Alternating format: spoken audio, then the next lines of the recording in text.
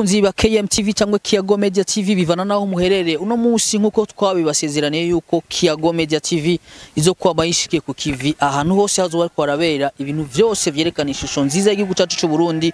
Uno munsi Kiyago Media TV ikaba yashoboye kwishikira aho hantu hariko harabera Flambeau de la Paix canke urumuri rw'amahoro mu Kirundi. Twahuriye n'abene gihugu batandukanye bagiye baraduhereza ivyumviro bitandukanye n'ukuntu bakirira urumuri rw'amahoro, na cyane cyane yuko inzego zose zishoboka, inzego zose were ku nzego zo hasi kuri banyumba 10 ba chef de quartier gushika ku nzego ziri hejuru, harimwo na nyene icubari mukuru wacu c'igihugu cyacu cy'u Burundi Evariste Ndayishimiye ari we se Barundi, akaba nawe yari yahishikiye mu kugurura ibirori bijanye na Flambeau de la Paix canke urumuri rw'amahoro. Muga tuhahuriye n'umwe mu baririmbyi b'igihugu cyacu cy'u Burundi, akaba asanzwe ari we ari Kiyagiste rapper. Reka tumuramutse turagize yambo cyane.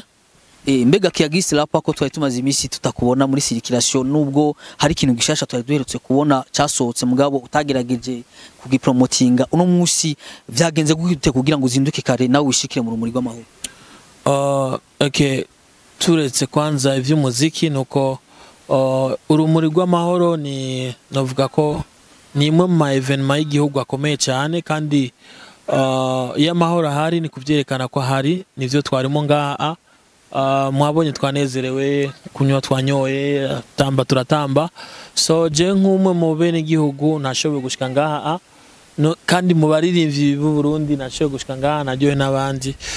Nibaza ko byari ibintu bimeze bien nkuko twari turi ngaha twese nkuko namwe mwabibonye.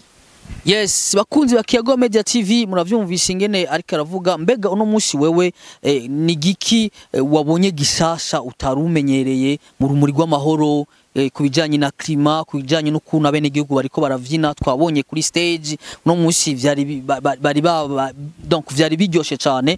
Mbega wewe ni giki gishasha wabonye?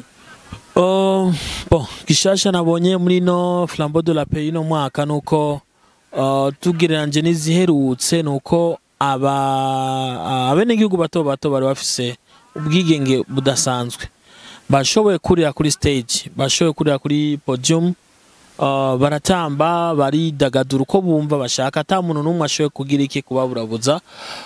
Novuga ati bahawe akanya, bahawe umwanya wo kutamba no kuryoherwa kugira nabo nyene baryoherwe muri twebwe, baryoherwe cyo kumwe n'abandi nyene. Vyari bimeze bien, ikintu special peut-être no ntabonye mu myaka yahera.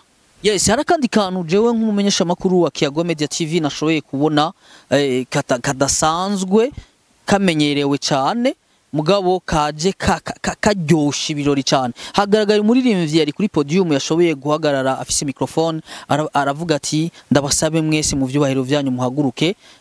Turabona nyene icubahiro umukuru wacu, nyene icubahiro umukuru w'igihugu cyacu cy'u Burundi ciza Evariste Ndayishimiye, tubona nawe arahagurutse. Je nabonye nakibonye ngumengo ni ikintu kidasanzwe cyane.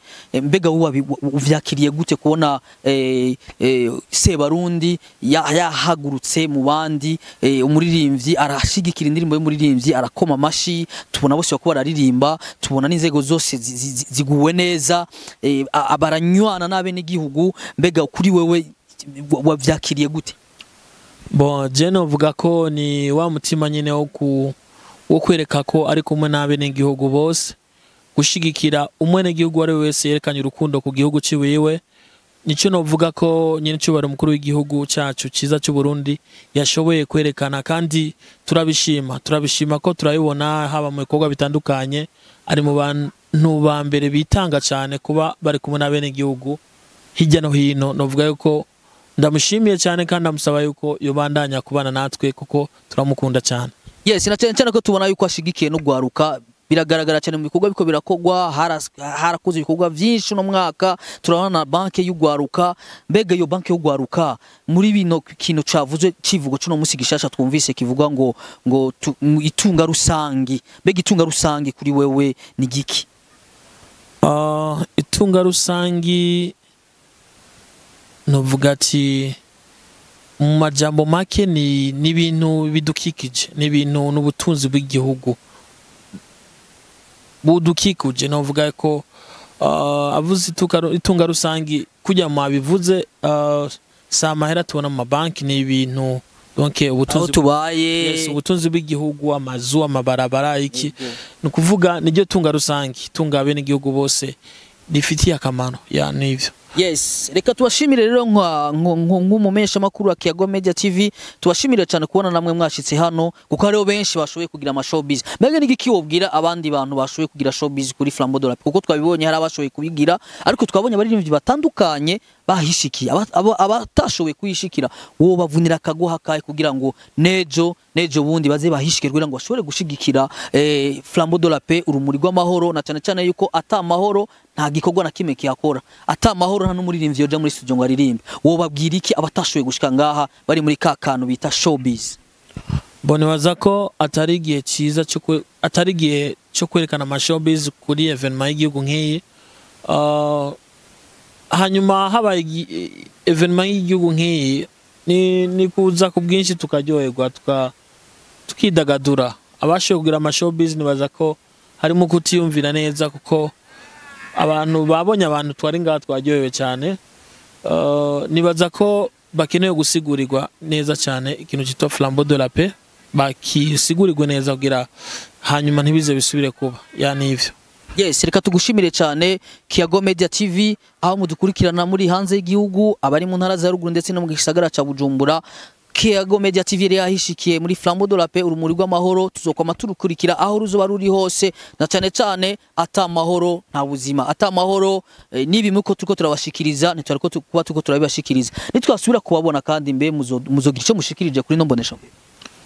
Je umwanya wari wose muzoba mukeneye mufise ikibazo mumbaza canke duhuriye ahantu nkaha, reka n'ahandi nzoba mfise icyo nshikiriza, kandi murakoze cyane. Muze mubandanye mwitabira ibikorwa bitandukanye by'igihugu, mushigikira bene igihugu, mushigikira wari wese yumva afise intumbero guteza imbere igihugu. Murakoze cyane. Yes, bakunzi ba KMTV, mugume mwakoroke kuri subscribe cyangwa sabone, mugume mwakurikiranye ibikorwa vya KMTV, aho twishikira ahariko harabera ibirori vyose vyerekana ishusho nziza y'igihugu cyacu cy'u Burundi, tubebabwira tubibashikirizaho muri mu kibano. Mwese murakagira mwubahwe, mwari kumwe na Chris Miguel kuri microphone za KMTV, naho butaha. Ciao.